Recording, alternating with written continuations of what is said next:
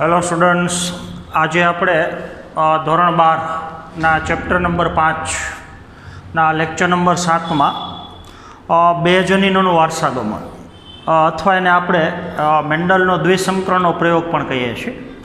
તો આપણે જોયું જ્યારે સંકરણના પ્રયોગમાં પેઢી દર પેઢી લક્ષણોનું વહન કેવી રીતથી થાય છે. પિતૃ પેઢીમાંથી F1 પેઢી, F1 પેઢીમાંથી F2 પેઢી, ત્યારે આપણે એક જ જનીન ધ્યાનમાં રાખ્યું હોય, એક જ લક્ષણને ધ્યાનમાં રાખીને જો પ્રયોગ કરેલો હોય તો એને આપણે એક લક્ષણનું વારસાગમન કહીએ છીએ. પણ એક જ વખતના સંકરણના પ્રયોગમાં બે જનીનની જોડી અથવા બે લક્ષણો એનું આપણે વારસાગમન સમજતા હોય, બે લક્ષણોનું વારસાગમન એકસાથે સમજવા માટેનો પ્રયોગ, તો એને આપણે બે જનીનોનું વારસાગમન અથવા એને આપણે દ્વિસંકરણનો પ્રયોગ કહીએ છીએ. તો મેન્ડલે દ્વિસંકરણના પ્રયોગમાં વટાણાના છોડની અંદર વટાણાના બે લક્ષણો ધ્યાનમાં લીધા. એક બીજનો રંગ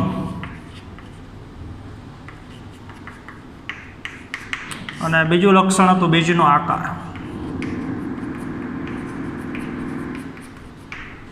તો વટાણાની અંદર એના 2n કોષની અંદર, દ્વિકીય કોષની અંદર રંગસૂત્રની 7 જોડી છે. તો એમાંથી બીજના આકાર માટેના જનીન જે 7મા ક્રમની રંગસૂત્રની જોડી ઉપર છે અને બીજના રંગ માટેના જનીન જે પહેલા ક્રમની રંગસૂત્રની જોડી ઉપર છે. તો બે અલગ અલગ લક્ષણોનું નિયમન કરતી જનીનની બે જોડ, આપણને ખબર છે મોટાભાગના સજીવમાં મોટાભાગના લક્ષણોનું નિયમન જનીનની એક જોડ કરે છે.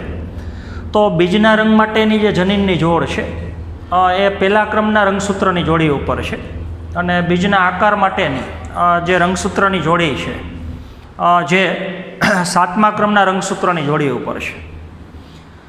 તો એવા બે સજીવો એને પિતૃ તરીકે પસંદ કર્યા અને એની વચ્ચે એને દ્વિસંકરણનો પ્રયોગ કર્યો. તો સૌથી પહેલાં તો આપણે પિતૃ દર્શાવીએ છીએ. બંને પિતૃ બે લક્ષણમાં શુદ્ધ હતા. બંને પિતૃ બે લક્ષણમાં શુદ્ધ હતા. તો સૌથી પહેલાં તો વટાણાની અંદર બીજનો આકાર બે પ્રકારનો છે. વટાણાના બીજનો આકાર ગોળે હોઈ શકે અને ખરબચડો હોઈ શકે. એમ બીજના રંગમાંય શક્યતા બે છે. બીજનો રંગ પીળો હોઈ શકે અથવા બીજનો રંગ લીલો હોઈ શકે. તો બીજનો આકાર, તો હવે ગોળ બીજ માટેનું જનીન જે ખરબચડા બીજ માટેના જનીન ઉપર પ્રભાવી છે, એવી જ રીતથી બીજનો પીળો રંગ ઉત્પન્ન કરવા માટેનું જનીન જે બીજના લીલા રંગ માટેના જનીન ઉપર પ્રભાવી છે. તો કયા લક્ષણ ઉપર પ્રભાવી છે એ શોધવા માટે પહેલાં એને સ્વતંત્ર એક સંકરણના પ્રયોગ કર્યા. બે પિતૃ એવા લીધા કે એક પિતૃની અંદર બીજનો આકાર ગોળ હતો અને એક પિતૃમાં બીજનો આકાર ખરબચડો. તો એની વચ્ચે સંકરણના પ્રયોગ કરવાથી F1 પેઢીના સજીવના પરિણામ ઉપરથી ખબર પડી કે બધી સંતતિમાં બીજનો આકાર ગોળ હતો. તો ખબર પડી કે ગોળ આકાર માટેનું જનીન જે ખરબચડા આકાર માટેના જનીન ઉપર પ્રભાવી છે. તો બેમાં સ્વતંત્ર રીતે અલગ અલગ એક સંકરણના પ્રયોગ કરીને એને સાબિત કર્યું કે ગોળ આકાર માટેનું જનીન ખરબચડા આકાર માટેના જનીન ઉપર પ્રભાવી છે, એમ પીળા રંગ માટેનું જનીન જે લીલા રંગ માટેના જનીન ઉપર પ્રભાવી છે. તો એની સંજ્ઞા હવે આપણે નક્કી કરીએ. દાખલા તરીકે ગોળ આકાર માટેનું જનીન કેપિટલ R બતાવીએ તો ખરબચડા આકાર માટેનું જનીન સ્મોલ r છે. એમાં પીળા રંગ માટેનું જનીન કેપિટલ Y બતાવીએ તો લીલા રંગ માટેનું પ્રચ્છન્ન જનીન એ સ્મોલ y છે. તો પ્રભાવી જનીનને આપણે ખબર છે મોટી લિપિમાં બતાવીએ છીએ અને પ્રચ્છન્ન જનીનને આપણે એ જ સંજ્ઞા પણ નાની લિપિમાં દર્શાવીએ છીએ. તો આવા બે લક્ષણમાં એકબીજા કરતાં ભિન્ન પડતા હોય. એક સંકરણના પ્રયોગમાં આપણને ખબર છે બે પિતૃ એક લક્ષણમાં એકબીજા કરતાં ભિન્ન છે. દાખલા તરીકે એકની ઊંચાઈ વધારે છે તો એકની ઊંચાઈ ઓછી છે. દ્વિસંકરણના પ્રયોગમાં જે પિતૃ લીધા છે એ બે પિતૃ બે લક્ષણમાં એકબીજા કરતાં ભિન્ન છે. તો એ પિતૃનું હવે આપણે જનીન બંધારણ દર્શાવીએ. તો બંને પિતૃ એના શુદ્ધ ઉછેરવાળા લીધા. તો શુદ્ધ ઉછેરવાળા પિતૃ આપણને ખબર છે કોઈ લક્ષણનું નિયમન કરવા માટેની જનીનની જોડ. તો જોડીના બે જનીન એની પાસે એક સરખા હોય તો પહેલો પિતૃ બે લક્ષણમાં પ્રભાવી છે. દાખલા તરીકે એનું જનીન બંધારણ કેપિટલ આર. તો પહેલા પિતૃ પાસે બીજના આકાર માટેની જે જનીનની જોડી છે તો જોડીના બે જનીન એની પાસે પ્રભાવી છે. તો એ 7મા ક્રમના રંગસૂત્રની જોડી ઉપર આવેલા છે. એક જનીન પહેલા રંગસૂત્ર ઉપર ને એક જનીન બીજા રંગસૂત્ર ઉપર. એ જ છોડની અંદર બીજના આકાર માટેની જનીનની જોડ તો એનાય બે જનીન પ્રભાવી છે બે કેપિટલ વાય. તો પ્રથમ પિતૃ બે લક્ષણમાં શુદ્ધ છે. બે લક્ષણ માટેની એની પાસેની જનીનની જોડી તો જોડીના બે જનીન બે જોડીમાં પ્રભાવી છે. એનું સંકરણ બે લક્ષણમાં પ્રચ્છન્ન હોય એવા છોડ સાથે કરાય. તો એની પાસે બીજના આકાર માટેની જનીનની જોડ બે પ્રચ્છન્ન જનીન. તો બીજનો આકાર છે ખરબચડો અને બીજના રંગ માટેની જનીનની જોડી છે પ્રચ્છન્ન. તો બીજનો રંગ પીળો નહોતો પણ લીલો હતો. તો પેલા પિતૃના લક્ષણ હવે આપણે લખીએ તો બીજનો આકાર ગોળ બીજ અને પીળા બીજ. અહીંયા આવશે ખરબચડા બીજ અને લીલા બીજ. તો પહેલા પિતૃની અંદર બીજનો આકાર છે ગોળ છે અને બીજનો રંગ પીળો છે. તો બે લક્ષણ બીજના પ્રભાવી છે. બીજા પિતૃની અંદર બીજનો આકાર ખરબચડો છે અને બીજનો રંગ લીલો છે. તો બે લક્ષણમાં પ્રચ્છન્ન છે. તો એની વચ્ચે હવે એને પરફલન પ્રેરાયું F1 પેઢીનું સર્જન કરવા માટે. તો હવે તમે જોઈ શકો છો કે પિતૃ પેઢીનો પહેલો સજીવ જે 4 જન્યુનું નિર્માણ કરશે. પિતૃ પેઢીનો બીજો સજીવ એ 4 જન્યુનું નિર્માણ કરશે. તો 4 જન્યુ એક જ સરખા હશે. આપણે સમજ માટે મોટું બતાવીએ છીએ. અર્ધીકરણની ક્રિયા થાય એટલે આપણને ખબર છે 1માંથી 2 કોષ ને 2માંથી 4. આમાં 1માંથી 2 કોષ ને 2માંથી 4. તો હવે આપણને ખબર છે બીજના આકાર માટેના જનીન 7મા ક્રમની રંગસૂત્રની જોડી ઉપર છે. તો 7મા ક્રમની રંગસૂત્રની જોડી ઉપર બે પ્રભાવી જનીન છે. તો એક પ્રભાવી જનીન આમાં જઈ શકે ને એક પ્રભાવી જનીન આમાં જઈ શકે. તો હવે પહેલું પ્રભાવી જનીન લ્યો 7મા ક્રમનું પહેલું કેપિટલ આર. તો એની સાથે નીચેના કેપિટલ વાય બેમાંથી ગમે એ આવી શકે. તો આની સાથે આય આવી શકે ને આની સાથે આય આવી શકે. તો બે જન્યુની શક્યતા થાય. તો આની સાથે આય આવી શકે છે તો એક જ સરખું. આમાં એવું જ થશે આ કેપિટલ આરની સાથે આ કેપિટલ વાય આવી શકે ને કેપિટલ આરની સાથે આ કેપિટલ વાય આવી શકે. તો જન્યુ 4 બેના પણ 4 પ્રકારના જન્યુ એક જ સરખા છે. બે પ્રભાવી જનીનવાળા છે. એવું જ અહીંયા થશે બધા જન્યુની અંદર આ સ્મોલ આરની સાથે આ બે સ્મોલ વાય આવી શકે. તો small R small Y small R small Y આ બે સ્મોલ આરની સાથે બે સ્મોલ વાય આવી શકે.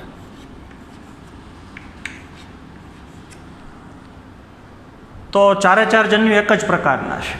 હવે ગમે એ જન્યુ ગમે એનું ફલન કરે તો F1 પેઢીના સજીવ તો એક જ સરખા ઉત્પન્ન થાય.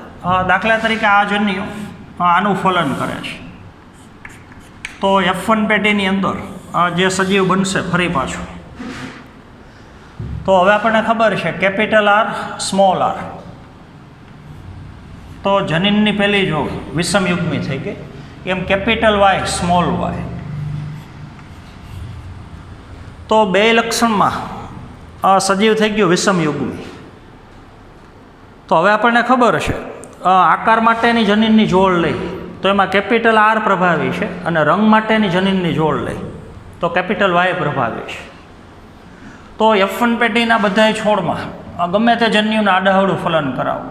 આ પહેલો જન્યુ ચારેયનું ફલન કરે 4 સંતતિ, બીજો જન્યુ આનું ફલન કરે બીજી 4 સંતતિ, તો ટોટલ આવી 16 સંતતિ બનશે F1 પેટીમાં. પણ 16 સંતતિનું જનીન બંધારણ તો આવું જ હોય. ટેક્સ્ટ બુકની અંદર તમને આ એક જન્યુ જ બતાવ્યા છે, કારણ કે બધામાં શક્યતા પછી એક જ સરખી હોય. એટલે એક જન્યુ આનો બતાવ્યો છે ને એક જન્યુ આનો, પછી તમને એક જ યુગ્મન જ બતાવ્યો છે. તો F1 પેટીની જેટલી સંતતિ છે એ બધી સંતતિમાં આ 2 લક્ષણ પહેલાં પિતૃના જ હોય. તો ગોળ અને પીળા બીજ. આ બીજ છે આકારમાં ગોળ છે ને રંગમાં પીળા છે, તો 2 લક્ષણ પ્રભાવી પ્રદર્શિત થયા. તો આ F1 પેટીનું પરિણામ થયું. હવે આપણને ખબર છે દ્વિસંકરણના પ્રયોગમાં F1 પેટીના સજીવ વચ્ચે જો આપણે સ્વફલન કરાવીએ તો જે સજીવ 4 પરાગરજ બનાવે નરજન્યુ, એ જ સજીવ 4 અંડકોષ માદાજન્યુ બનાવે. તો એને પછી આપણે ઓલા પીનટ સ્ક્વેરમાં મૂકીએ છીએ.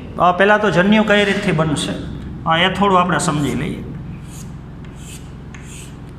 4 નરજન્યુ અને 4 માદાજન્યુ.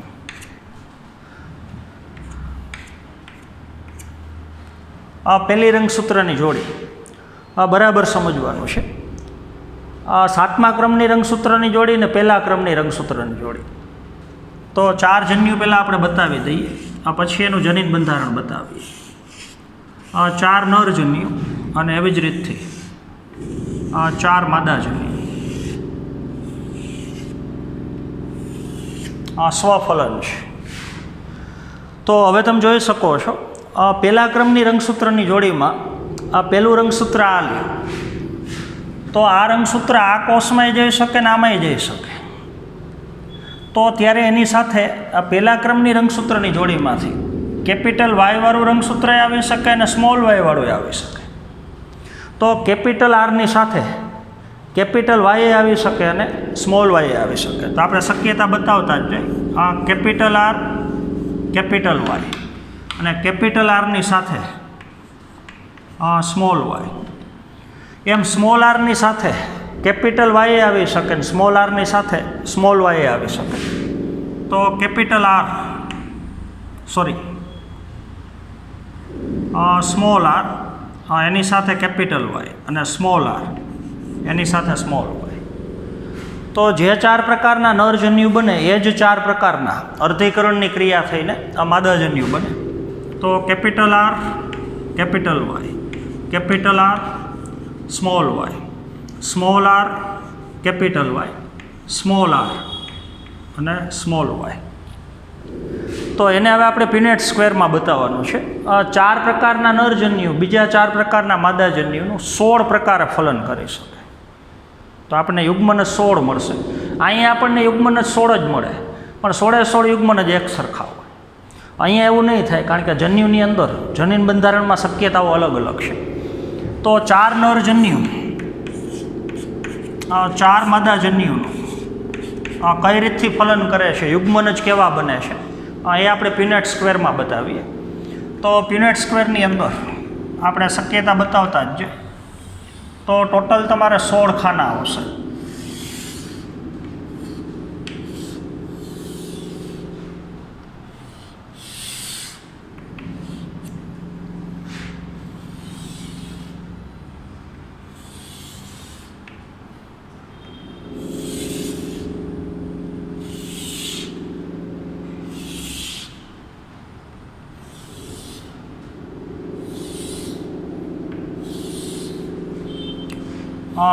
એક કોલમમાં આપણે નરજન્યુ બતાવશું.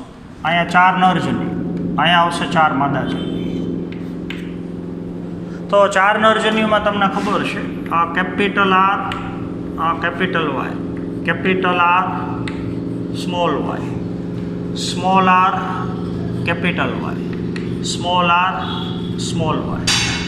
એ જ પ્રકારના 4 માદાજન્યુ capital R capital Y, capital R small Y, small R capital Y, ને સ્મોલ આર સ્મોલ વાય. હા, આ નરજન્યુ જો આનું ફલન કરે, સામે સામે લેતું જવાનું, તો આપણને 16 ચોરસની અંદર 16 પ્રકારના આ યુગ્મન જ મળશે. આ 2 કેપિટલ આર અને capital Y. Capital R capital R, capital Y small Y, capital R small R, 2 capital Y, capital R small R, capital Y small Y. તો એવી જ રીતથી હવે 2 capital R, 1 capital Y small Y, 2 capital R. પ્રભાવી જનીન હંમેશા પહેલાં લખવાનું, લ્યો ગમે તે બાજુથી, પહેલાં પ્રભાવી જનીન પછી પ્રછમ. ત્યારબાદ 2 small Y, capital R small R, 1 capital Y અને 1 small Y, capital R small R અને 2 small Y, capital R small R, 2 capital Y, capital R small R, capital Y small Y, 2 small R અને 2 capital Y, 2 small R capital Y small Y, capital R small R, capital Y small Y, capital R small R અને 2 small Y, 2 small R, capital Y small Y, 2 small R અને 2 small Y. તો હવે આપણે ખાસ જોવાનું છે. તો આજે આપણને પરિણામ મળ્યું 16 યુગ્મન જ, એ બની ગઈ F2 પેટી. તો F1 પેટી વચ્ચેનું સ્વફલનનું પરિણામ, આ F1 પેટીના સજીવ સ્વફલન કરે તો 4 પ્રકારના નરજન્યુ, 4 પ્રકારના માદાજન્યુ, 4 પ્રકારની પરાગરજ, 4 પ્રકારના અંડકોષ, એની વચ્ચે ફલન થઈ અને જે 16 યુગ્મન જ બન્યા, 16 સંતતિ બની, એ આપણી F2 પેટી છે. તો હવે F2 પેટીની અંદર સ્વરૂપ પ્રકાર,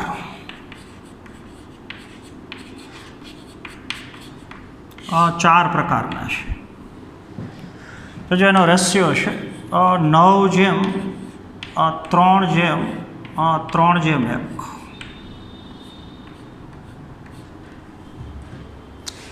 9 સંતતિ પહેલા પિતૃ જેવી. તો 16માંથી 9 સંતતિ. તો બરાબર સમજવાનું છે, હું બોલું એ પ્રમાણે. તો 16માંથી 9 સંતતિ એવી હશે કે એની પાસે ઓછામાં ઓછું 1 કેપિટલ આર અને ઓછામાં ઓછું 1 કેપિટલ વાય હોય, ઓછામાં ઓછું. તો 1 કેપિટલ આર ને 1 કેપિટલ વાય હોય તો 2 જનીન પ્રભાવી છે. તો એનો સ્વરૂપ પ્રકાર ગોળ બીજ અને પીળા બીજ હોય. તો ગોળ અને પીળા બીજવાળી સંતતિ 16માંથી 9 છે. 16માંથી 1 સંતતિ બીજા પિતૃ જેવી છે કે જેની પાસે 2 સ્મોલ આર ને 2 સ્મોલ વાય હોય. 2 સ્મોલ આર હોય તો આપણને ખબર છે બીજનો આકાર ખરબચડો હોય, 2 સ્મોલ વાય હોય તો બીજનો રંગ છે લીલો હોય. તો ખરબચડા ને લીલા બીજવાળી 16માંથી 1 જ સંતતિ છે. તો 9 સંતતિ પહેલા પિતૃ જેવી અને 1 સંતતિ બીજા પિતૃ જેવી. હવે 16માંથી વચ્ચેની જે 3 સંતતિ છે એ મિશ્ર લક્ષણવાળી છે. કઈ રીતથી મિશ્ર લક્ષણવાળી છે? તો આપણે અહીં લખતા છે 9 સંતતિમાં બીજનો આકાર ગોળ અને બીજનો રંગ પીળો.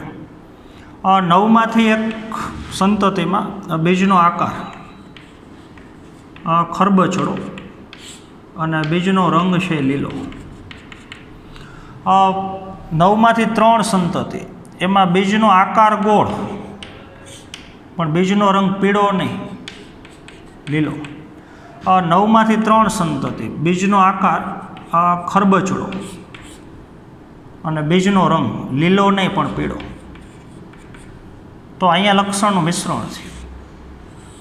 6 સંતતિ 3+3 16માંથી એ પિતૃ કરતાં જનીન બંધારણમાં અલગ છે ને સ્વરૂપ પ્રકારમાં અલગ છે. તો અહીંયા લક્ષણોનું મિશ્રણ થયું 6 સંતતિની અંદર. તો F2 પેઢીનું સ્વરૂપ પ્રકાર આવો છે, 9:3:3:1. હવે સ્વરૂપ પ્રકાર જો તમે અલગ રીતથી લ્યો તો આ પ્રમાણે છે, બે લક્ષણને ભેગા મળીને લ્યો તો. પણ જો સ્વતંત્ર તમે લ્યો તો સ્વરૂપ પ્રકાર બીજા રીતથી, દાખલા તરીકે ખાલી રંગ માટે જ લ્યો તમે તો સ્વરૂપ પ્રકાર તમને મળશે 3:1, એક સંકરણના પ્રયોગની જેમ જ. દાખલા તરીકે ખાલી તમે બીજનો રંગ આમાંથી ધ્યાનમાં લ્યો, બીજનો રંગ પીળો રંગ અને લીલો રંગ, તો એમને ખબર પડે છે. પીળા રંગની આપણે વાત કરીએ તો પીળો રંગ પ્રભાવી છે, તો 9 સંતતિમાં બીજનો રંગ પીળો છે અને બીજી 3 સંતતિમાં બીજનો રંગ પીળો છે, તો 9 ને 3 12. 16માંથી 12 સંતતિ એવી છે કે જેમાં બીજનો રંગ પીળો છે અને 4 સંતતિ એવી છે કે એમાં બીજનો રંગ લીલો છે. એટલે એક એક લક્ષણ સ્વતંત્ર લ્યો, બીજનો આકાર અને બીજનો રંગ, તો બે લક્ષણમાં તમને સ્વરૂપ પ્રકાર F2 પેઢીમાં તો 3:1 મળે છે. 3:1 પ્રમાણ કઈ રીતથી મળે છે? તો 75% સંતતિમાં 3/4 સંતતિની અંદર બીજનો રંગ છે એ પીળો છે અને 1/4 25% સંતતિમાં બીજનો રંગ લીલો છે. તો પીળા અને લીલા બીજનું જો તમે પ્રમાણ લ્યો, સ્વતંત્ર એક એક લક્ષણ લ્યો, આકાર અને રંગ બે ભેગું નહીં, આકાર અને રંગ બે ભેગું લ્યો તો આપણને સ્વરૂપ પ્રકાર આ રીતથી મળે છે. આપણું સાચું સ્વરૂપ પ્રકાર આ છે. પણ ખાલી બીજનો રંગ જ તમે ધ્યાનમાં લ્યો તો 16માંથી 12 સંતતિની અંદર બીજનો રંગ પીળો છે અને 16માંથી 4 સંતતિની અંદર બીજનો રંગ લીલો છે, તો એ પ્રમાણ થઈ ગયું 3:1. એમ બીજના આકારની આપણે વાત કરીએ તો 16માંથી 12 સંતતિ એવી છે કે એમાં બીજનો આકાર ગોળ છે અને 4 સંતતિ એવી છે કે બીજનો આકાર ખરબચડો છે, તો એ પ્રમાણ પણ આની જેમ 3:1 મળે છે. તો બે લક્ષણને જો સ્વતંત્ર રીતે લેવામાં આવે તો સ્વતંત્ર એનો સ્વરૂપ પ્રકાર એ આપણને 3:1 મળે છે.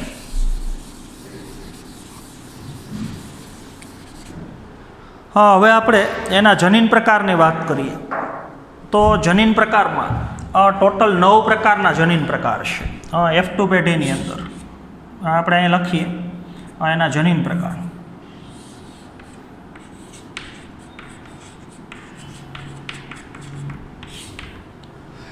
તો સરખા જનીન પ્રકાર ગોતવાના, તો 9 શક્યતાઓ છે. તો પહેલાં તો પ્રમાણ કઈ રીતથી છે? 1:2 જેમ 2 જેમ 4 જેમ 1 જેમ 2 જેમ 1 જેમ 2 જેમ 1. તમારે યાદ રાખવાનું છે 12 24 12 12 1. તો 1:2:2:4:1:2:1 તો જનીન પ્રકાર 9 પ્રકારના છે. તમારા ટેક્સ્ટ બુકની અંદર ખાનું ખાલી રાખ્યું છે ને આ પ્રમાણે જનીન પ્રકાર તમારે લખવાના છે. તો F2 પેઢીનું સ્વરૂપ પ્રકાર 9:3:3:1 છે અને જનીન પ્રકારમાં શક્યતાઓ 9 છે. તો 9 શક્યતાની અંદર એક વાળી શક્યતાઓ છે, 2 વાળી છે, 4 વાળી શક્યતા છે. તો એ તમારે આમાંથી શોધવાનું છે. થોડીક તમને હિન્ટ આપું છું. દાખલા તરીકે 2 કેપિટલ R ને 2 કેપિટલ Y હોય તો એવી શક્યતા તમને એક જ જગ્યાએ દેખાય છે. તો જ્યાં 1 હોય એ પ્રમાણે 1 છે, છેલ્લે એકડો આવે છે. 2 સ્મોલ R ને 2 સ્મોલ Y હોય તો એવી 16માંથી એક જ શક્યતા છે, એટલે 1 એના હશે. પછી ચોગડો જ્યાં હોય તો 4 શક્યતા એક સરખી હશે, બગડો હોય ત્યાં શક્યતાઓ એક સરખી હશે.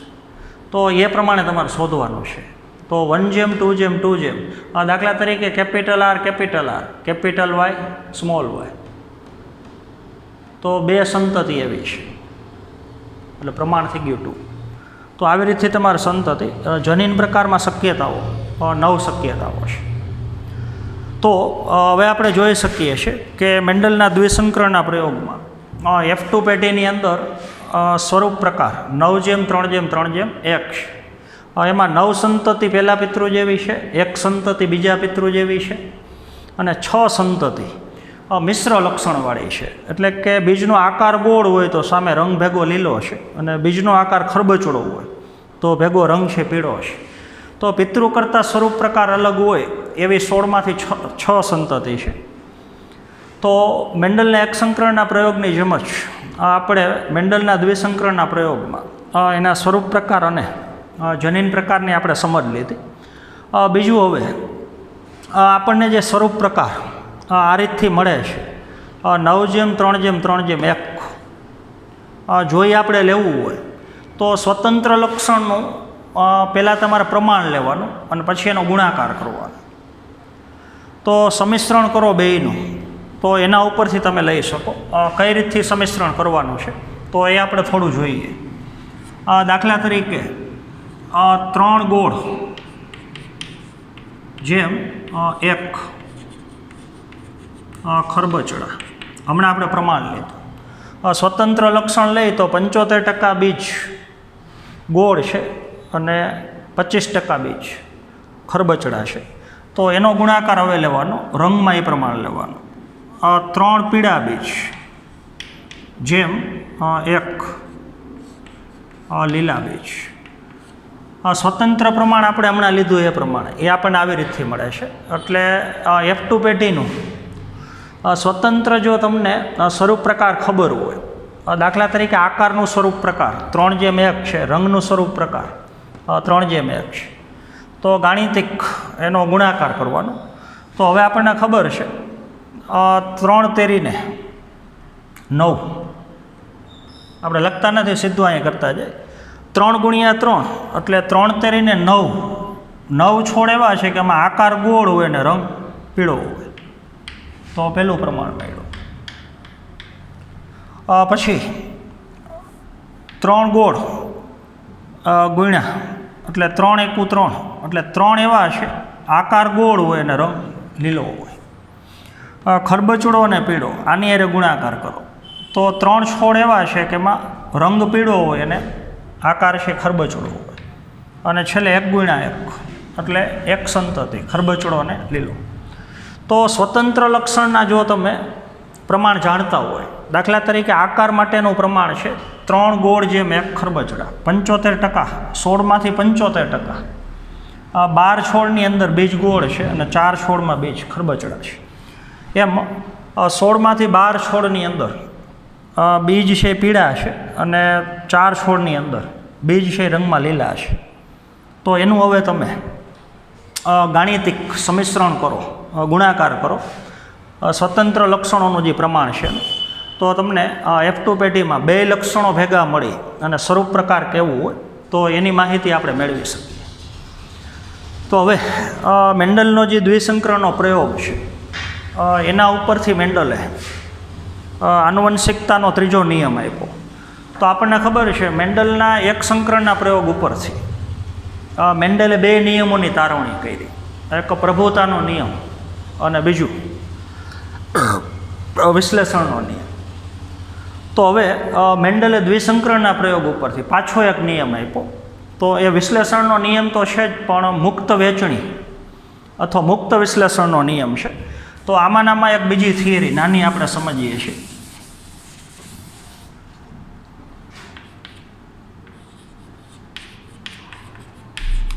મુક્ત વહેંચણી એનો નિયમ અથવા એને તમે મુક્ત વિશ્લેષણ કહીશું. તો એકદમ નિયમ સહેલો છે. તો મેન્ડલનો મુક્ત વહેંચણીનો નિયમ શું છે એ આપણને F1 પેઢીનો સજીવ જે સ્વફલન કરે છે એ જ્યારે નરજન્યુ અને માદાજન્યુ બનાવે, પરાગરજ અને અંડકોષનું નિર્માણ કરે અર્ધીકરણની ક્રિયા કરીને, ત્યારે આપણને નિયમ સમજાય છે. તો મેન્ડલનો મુક્ત વહેંચણીનો નિયમ એવો છે કે જ્યારે એકસાથે આપણે 2 લક્ષણોનું વારસાગમન સમજતા હોય, એક જ વખતના સંકરણમાં 2 લક્ષણોનું જ્યારે આપણે વારસાગમન સમજતા હોય તો જનીનની 2 જોડી કેપિટલ R અને કેપિટલ Y. તો તો જનીનની બે જોડી, અહીં capital R small R, capital Y small Y, તો બે અલગ અલગ લક્ષણનું નિયમન કરતી જનીનની બે અલગ અલગ જોડી. તો એક લક્ષણ બીજા લક્ષણથી મુક્ત રીતે વહેંચણી પામે છે. તો એક લક્ષણનું નિયમન કરતી જનીનની જોડીને બીજા લક્ષણનું નિયમન કરતી જનીનની જોડી સાથે લેવા દેવા નથી, એના કરતાં એની છૂટી પડવાની ક્રિયા એ સ્વતંત્ર રીતે થાય છે. એવું ન થાય કે કેપિટલ આરની સાથે કેપિટલ વાય જ આવી શકે, કેપિટલ આરની સાથે કેપિટલ વાય આવી શકે ને કેપિટલ આરની સાથે સ્મોલ વાય આવી શકે. તો આ જનીનો કરતાં મુક્ત રીતે જન્યુમાં દાખલ થાય છે, એની વહેંચણી થાય છે, એનું વિશ્લેષણ થાય છે. આ સિદ્ધાંત છે, જેના લીધે જ 4 પ્રકારના જન્યુ બન્યા છે. તો F1 પેઢીનો સજીવ 4 પ્રકારના નર જન્યુ, 4 પ્રકારના માદા જન્યુ, 4 પ્રકારની પરાગરજને 4 પ્રકારના અંડકોષ બનાવે છે. એના માટેનું કારણ જનીનોની મુક્ત વહેંચણી છે. તો બે અલગ અલગ લક્ષણોનું નિયમન કરતી બે અલગ અલગ જનીનની જોડ જે એકબીજા કરતાં મુક્ત રીતે વિશ્લેષણ પામે છે. એનું કારણ છે બે જનીનની જોડ અલગ અલગ ક્રમના રંગસૂત્રની જોડી ઉપર છે. એટલે દાખલા તરીકે એવું હોત કે બે જનીનની જોડ 7મા ક્રમના રંગસૂત્ર ઉપર જ હોત, તો એક જ રંગસૂત્રની જોડી ઉપર આ 7મા ક્રમની રંગસૂત્રની જોડી, દાખલા તરીકે, તો જે રંગસૂત્ર ઉપર કેપિટલ આર છે એના ઉપર જ ભેગું કેપિટલ વાય હોત, અને જેના ઉપર સ્મોલ આર છે એના ભેગું સ્મોલ વાય હોત. તો પહેલા કોષની અંદર આ રંગસૂત્ર જાય દાખલા તરીકે, તો કેપિટલ આર ભેગું કેપિટલ વાય જ જાય, અને બીજા કોષની અંદર આ જાય તો સ્મોલ આર ભેગું સ્મોલ વાય જ જાય. તો આ બે પ્રકારના જન્યુનું જ નિર્માણ થાય. વચ્ચેના નવું જનીન બંધારણ ધરાવતા બે જન્યુ છે એનું નિર્માણ જ ન થાય. પણ આવું છે નહીં, બે જ રંગસૂત્રની જોડી અલગ અલગ છે. દાખલા તરીકે આપણે હમણાં કીધું એમ આકાર માટેના જનીન એ 7મા રંગસૂત્રની જોડી ઉપર છે. બીજી આપણે પહેલા ક્રમની રંગસૂત્રની જોડી હજી બતાવી, તો એના ઉપર રંગ માટેના જનીનો છે, એટલે કેપિટલ વાય અને સ્મોલ વાય. હવે આપણે અહીંયા સમજવાનું છે. તો બે લક્ષણ માટેની જનીનની જોડ અલગ અલગ ક્રમના રંગસૂત્રની જોડી ઉપર છે. તો હવે 7મા ક્રમની રંગસૂત્રની જોડીમાંથી આ રંગસૂત્ર દાખલા તરીકે આમાં ગયું, પહેલું રંગસૂત્ર, તો એમાં કેપિટલ આર ગયું. તો હવે આ રંગસૂત્રની જોડીમાંથી આય જઈ શકે ને ભેગું આય જઈ શકે, કેપિટલ વાયવાળું રંગસૂત્ર જઈ શકે ને સ્મોલ વાયવાળું જઈ શકે, એટલે બે શક્યતા થઈ ગઈ. કેપિટલ આરની સાથે કેપિટલ વાય આવી શકે ને કેપિટલ આરની સાથે સ્મોલ વાય આવી શકે. એમ સ્મોલ આરની સાથે આ રંગસૂત્ર જે કોષમાં ગયું હોય એ કોષની અંદર કેપિટલ વાયવાળું રંગસૂત્ર આવી શકે ને સ્મોલ વાયવાળું આવી શકે. બીજી બે શક્યતા થઈ ગઈ. તો 4 પ્રકારના જન્યુ બને છે. તો જનીનની એક જોડને જનીનની બીજી જોડ કરતાં સ્વતંત્ર રીતે મુક્ત રીતે વિશ્લેષણ પામે છે. એવું ન થાય કેપિટલ આર ભેગું ફરજિયાત કેપિટલ વાય જ આવે, બે સંલગ્ન ન હોય. કેપિટલ આરની સાથે કેપિટલ વાય આવી શકે ને કેપિટલ આરની સાથે સ્મોલ વાય આવી શકે. એમ સ્મોલ આરની સાથે કેપિટલ વાય આવી શકે ને સ્મોલ આરની સાથે સ્મોલ વાય આવી શકે. તો આવું આપણે જ્યારે F1 પેઢીના સજીવ દ્વિસંકરણના પ્રયોગમાં સ્વફલનની ક્રિયામાં અર્ધીકરણની ક્રિયાથી નરજન્યુ અને જ્યારે માદાજન્યુનું નિર્માણ કરે છે ત્યારે આપણને આવું દેખાય છે. તો હવે વિશ્લેષણ કઈ રીતથી થાય છે? દાખલા તરીકે કેપિટલ આર અને સ્મોલ આર 4 જન્યુ બને છે. તો કેપિટલ આર અને સ્મોલ આર એનું પહેલાં તો વિશ્લેષણ કેવી રીતથી થાય છે આપણે જનીનની એક જોડ જ પહેલાં ધ્યાનમાં લઈએ, કેપિટલ આર અને સ્મોલ આર. તો 4 જન્યુમાંથી એટલે 2 જન્યુમાં પ્રભાવી જનીન છે અને 4 જન્યુમાંથી 2 જન્યુમાં પ્રચ્છન્ન જનીન છે. 50% જન્યુમાં પ્રભાવી જનીન કેપિટલ આર અને 50% જન્યુમાં સ્મોલ આર. એ જ શક્યતા આમાંય છે. બીજા લક્ષણ માટેની કેપિટલ વાય અને સ્મોલ વાય જે જોડી છે, તમારા ટેક્સ્ટબુકની અંદર 2 સ્મોલ વાય બતાવ્યા છે, એ સુધાર નાખવાનું છે. કેપિટલ આર અને સ્મોલ આરનું જેમ વિશ્લેષણ થાય એવી જ રીતથી વિશ્લેષણ કેપિટલ વાય અને સ્મોલ વાયનું થાય. તો એમાં એવું જ છે 50% જન્યુની અંદર કેપિટલ વાય છે અને 50% જન્યુમાં 4માંથી 2માં સ્મોલ વાય છે. તો કેપિટલ આર અને સ્મોલ આર 50% જન્યુમાં છે, એમ કેપિટલ વાય અને સ્મોલ વાય 50% જન્યુમાં છે. તો કેપિટલ આર 50% અને સ્મોલ આર 50%, એનું વિશ્લેષણ કેપિટલ વાય 50% અને સ્મોલ વાય 50% એના કરતાં સ્વતંત્ર રીતે થાય છે. તો કેપિટલ આરની સાથે કેપિટલ વાય આવી શકે અને કેપિટલ આરની સાથે સ્મોલ વાય આવી શકે. પણ આવું તો જ બને જો બે અલગ અલગ જનીનની જોડ અલગ અલગ ક્રમના રંગસૂત્રની જોડી ઉપર હોય તો. જો બે અલગ અલગ જનીનની જોડ એક જ ક્રમના રંગસૂત્રની જોડી ઉપર હોય તો મુક્ત વિશ્લેષણ થઈ શકે નહીં. તો એવું સંશોધન એના પછીના આગળના વૈજ્ઞાનિકોએ કરેલું છે. પણ મેન્ડલે જે બે લક્ષણો ધ્યાનમાં લીધા, આકાર માટેના રંગ માટેના, એના માટેની જનીનની બે જોડ જે અલગ અલગ ક્રમના રંગસૂત્રની જોડી ઉપર હતી, એટલે એને મુક્ત વિશ્લેષણ જોવા મળ્યું. તો એને આપણે મેન્ડલનો મુક્ત વહેંચણીનો નિયમ અથવા એને આપણે મુક્ત વિશ્લેષણનો નિયમ કહીએ છીએ. અને મુક્ત વિશ્લેષણ થાય છે એટલે જ 4 પ્રકારના નરજન્યુ બને છે અને 4 પ્રકારના માદાજન્યુ બને છે. જો મુક્ત વિશ્લેષણ ન થતું હોત તો 2 પ્રકારના નરજન્યુ બને અને 2 પ્રકારના માદાજન્યુ બને. આ વચ્ચેના જે જન્યુ છે મિશ્રણવાળા કેપિટલ આર અને સ્મોલ વાય, તો એ શક્યતા હોત જ નહીં. એ છે એના માટેનું કારણ કેપિટલ આરની સાથે કેપિટલ વાય આવી શકે ને કેપિટલ આરની સાથે સ્મોલ વાય આવી શકે. છેલ્લે હવે F2 પેઢીમાં તમારે સ્વરૂપ પ્રકાર 9:3:3:1 છે અને F2 પેઢીની અંદર જનીન પ્રકાર 9 પ્રકારના જનીન પ્રકાર છે. ટેક્સ્ટ બુકમાં બેયના ખાના ખાલી છે, ત્યાં તમારે આ પ્રમાણે લખી નાખવાનું છે. તો આપણે આશા રાખીએ કે બધી વસ્તુ તમને બરાબર સમજાણી હશે. તો આજના પીરિયડમાં આપણે અહીંયા સુધી રાખશું. Thank you.